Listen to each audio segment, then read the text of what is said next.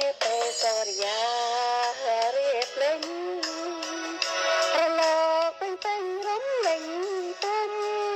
សូឡាតកែសិនកាន់នេះ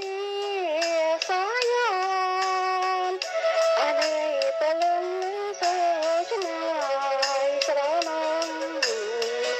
អើធំមិនសាបអណ្ដែតលើស្អីជលសា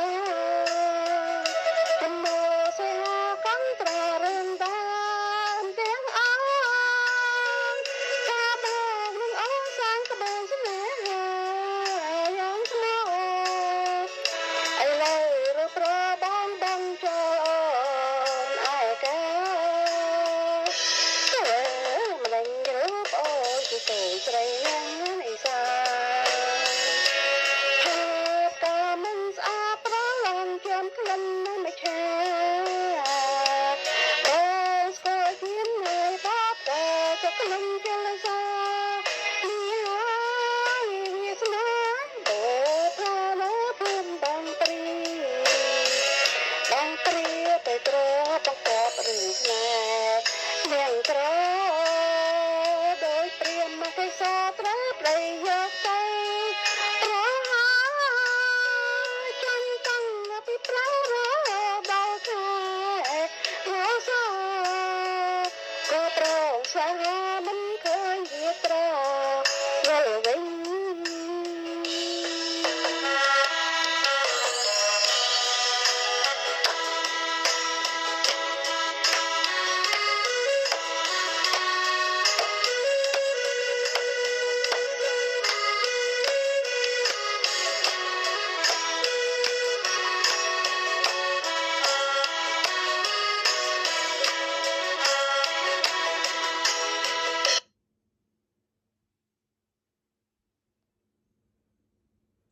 ចានាងខ្ញុំ